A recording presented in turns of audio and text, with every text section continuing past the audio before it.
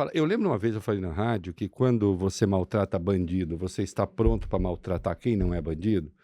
Que não existe tortura, assim, não existe país que torture bandido que não torture também gente boa. Claro. Porque não há maldade subjetiva. Isso. A maldade é algo objetivo. Isso. A maldade é maldade. É. Não importa se é para uma pessoa indefesa ou se é para um bandido. Porque é difícil explicar assim, se você tortura quem você acha que merece, porque ele já não merece defesa, assim, na cabeça, não é defesa, matou, é uma pessoa desprezível. Então eu vou torturá-lo, porque ninguém quer saber dele. Se você, Claro. se você tortura as pessoas de quem você não gosta, porque são desprezíveis, esse Estado está pronto para torturar também aqueles que ele, Estado, acha que não presta. Sem dúvida. Então, assim, eu acho que a gente precisa... Ninguém melhor do que você para fazer essas considerações, para explicar isso para as pessoas. Primeiro que vocês defendem pessoas, vocês não são as pessoas. Perfeito. Claro. E qual é o papel, então, diante disso? Você que conhece as duas pontas. Você, Nélio bacana, defendeu torturado, preso político. Esse Nélio é gente boa. Nélio malvado. Nélio malvado, defendeu o Castor de Andrade. Defendeu o Castor de Andrade, defendeu assassino de mulher, defendeu assassino de homem, Perfeito. enfim. Olha só. O Estatuto do Advogado diz que nenhum receio de cair em popularidade deterá o advogado no cumprimento do seu munus, do seu dever. Isso é mandamental.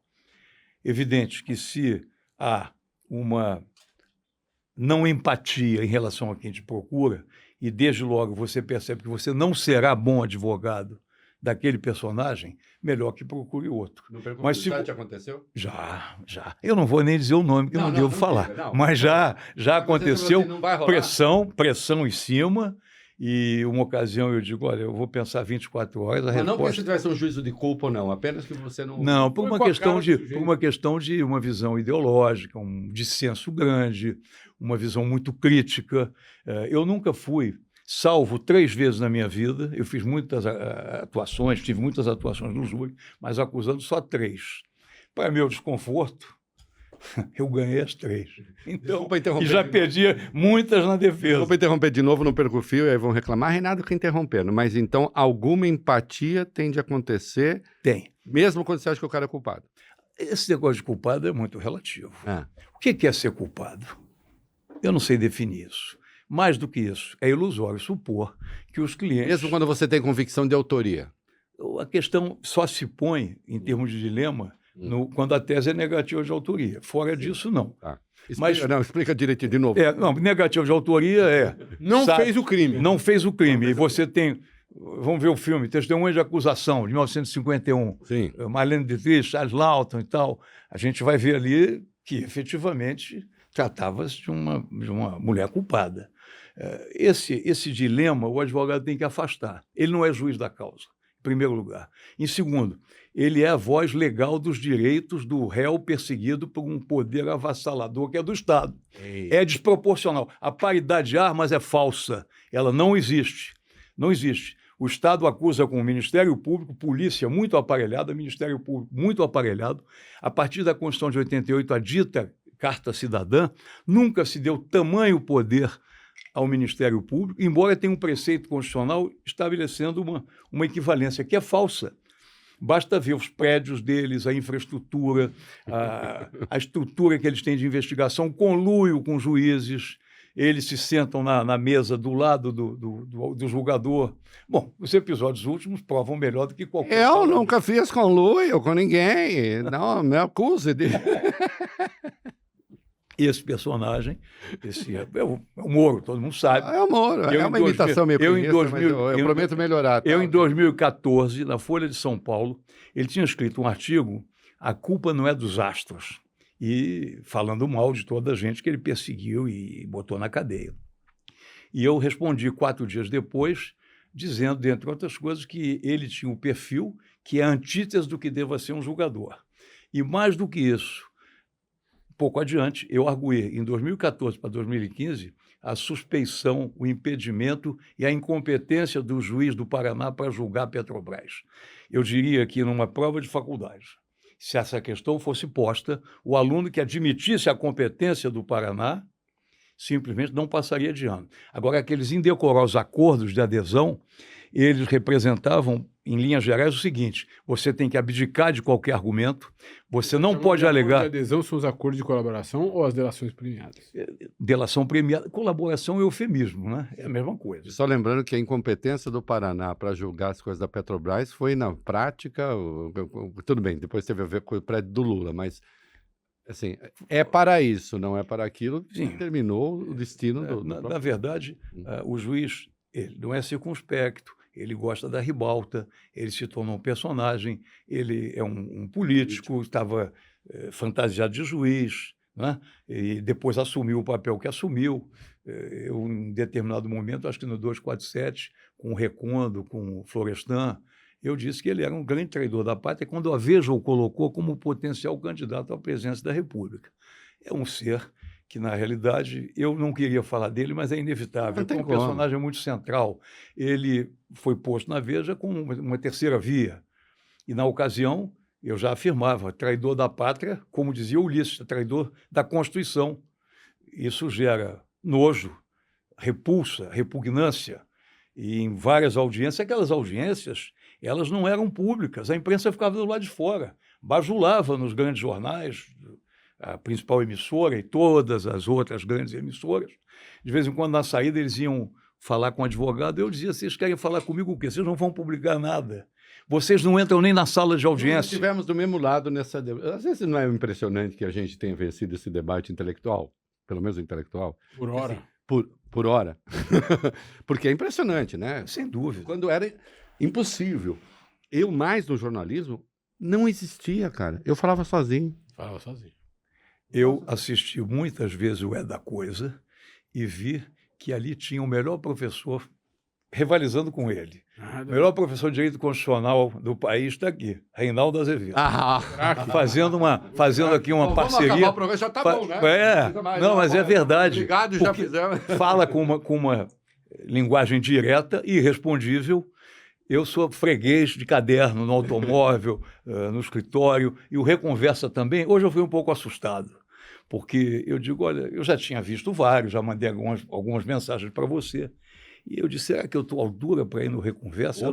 Eu não sou um personagem. Aqui vem ministro de Estado, ministro das Relações Exteriores, políticos de proa. 25 minutos já está muito, mas muito acima do que eu imaginava, esperando o melhor de você. Olha só, agora quem vai ficar encabulado sou eu. Então acho que está na hora de eu ir embora. Nélio, deixa eu fazer uma pergunta aqui, de advogado para advogado. Há uma diferença entre nós: você é um advogado criminalista e eu sou um advogado de contencioso empresarial, de brigas empresariais, mas no fundo, será incorreto dizer que o que nós queremos mesmo é vencer? Que está incutido na nossa psique, no nosso inconsciente, alguma coisa, tem alguma coisa que nos faz abstrair se o cliente é bom, se ele é ruim, se ele é simpático, se ele é antipático. Olha só. Uma vez que nós aceitamos uma procuração, Primeiro, nós só queremos ganhar. muitas vezes um cliente indaga. Tem clientes que são leves, tem outros que são pesados.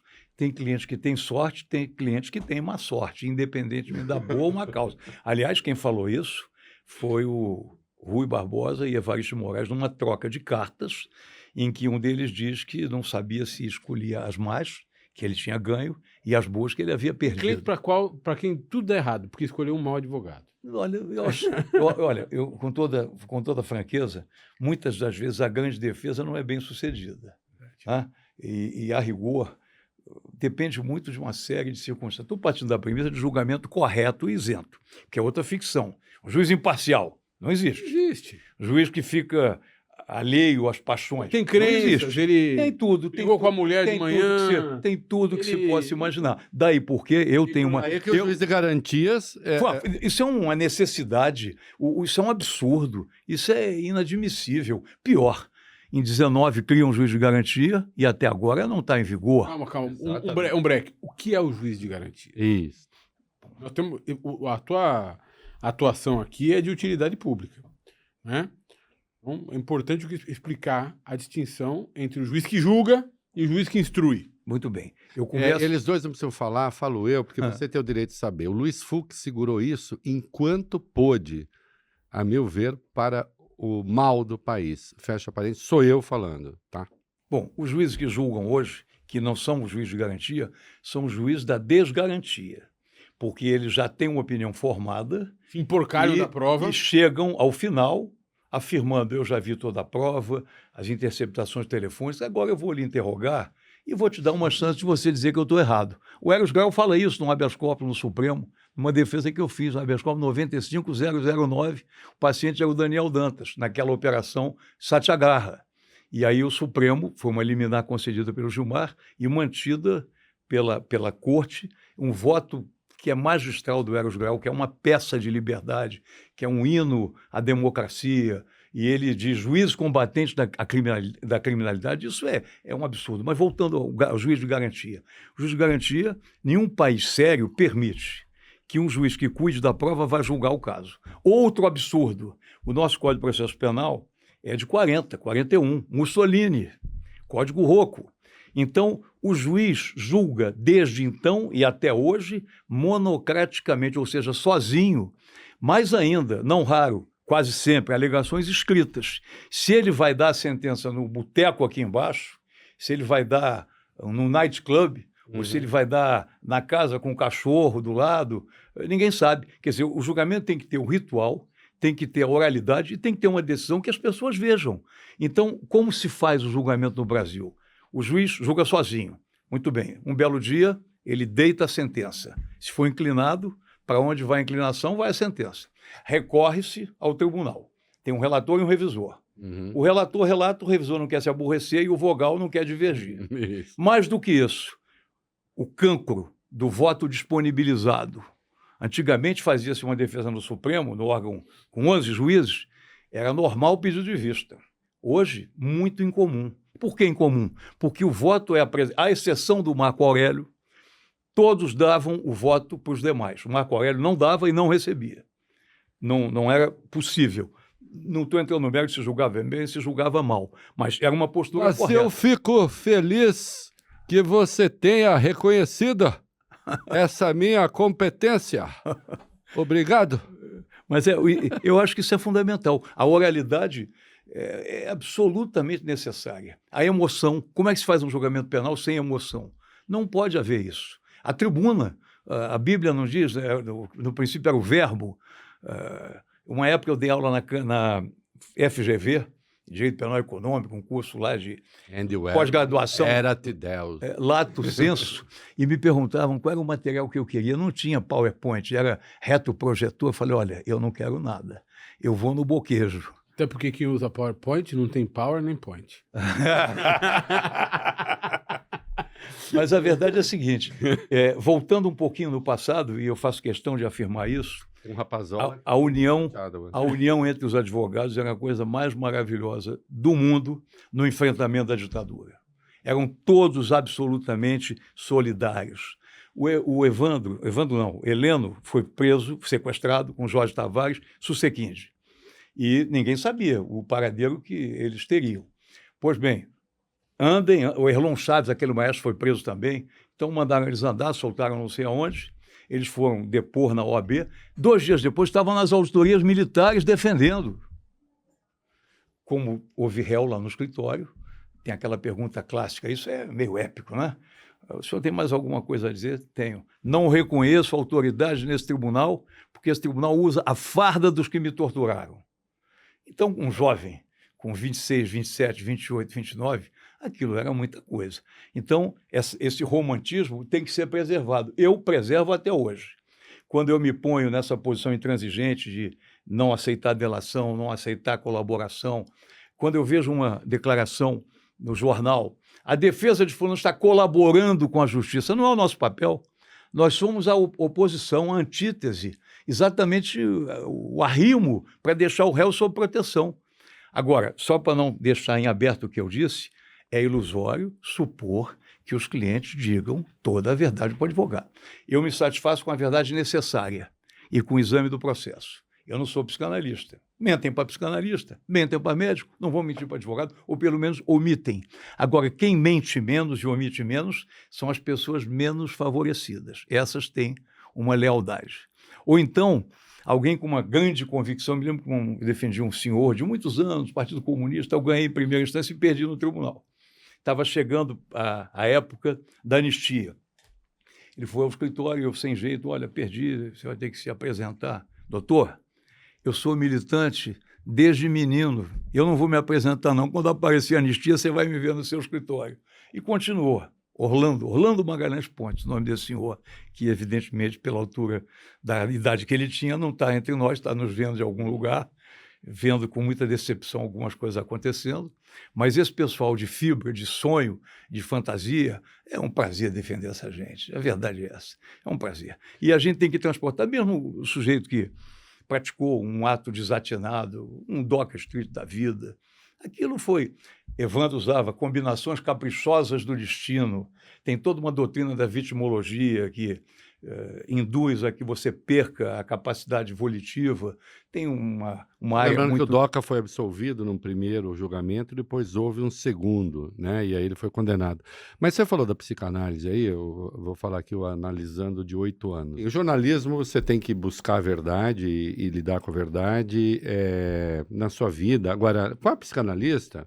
Como ela está querendo, ou psicanalista, querendo escarafunchar a sua cabeça, você mente até sem saber. E quando é que ele te pega? A hora que você cria identificação com o psicanalista, está num lapso. A hora que relaxa. Num lapso, vai lá e opa! Aí. E é aí que você, na verdade, a sua psicanálise começa. Né? Ela começa ali, porque você passa, sei lá, eu fiz 8 anos de análise. 2,5 se escondendo atrás da... 4 mentindo, sem saber, até que os 4 finais, opa, agora sim, agora começou a funcionar. Mas com o cliente, acho que não, né? Quer dizer, você tenta... Se você acha que o cara está mentindo, você cutuca, diz assim, me fala a verdade. Você também não pode ser surpreendido. Meu pai não pode ser surpreendido. Eu vou contar uma frase eu continuo achando que vocês querem ganhar também. Eu também quero ganhar. Quem não quer ganhar? A respeito de querer ganhar, vou responder. Vai É uma responder? luta de boxe. Você quer derrubar o seu adversário. Adoro ganhar. Você pega Você também, né? Eu não. Você pega a luta do... Você pega a luta do Muhammad Ali contra o George Foreman. Ele apanha 9 rounds e no último ele sim, é a luta maravilhosa. Ele percebeu que ele era menos forte, Isso. fez um fortalecimento aqui no abdômen e tal, Isso. levou pancada, o outro cansou de bater, aí ele pega e deu. É a luta do século, não é? Isso. E advogado é um pouco isso. É isso aí. Essa situação se dá.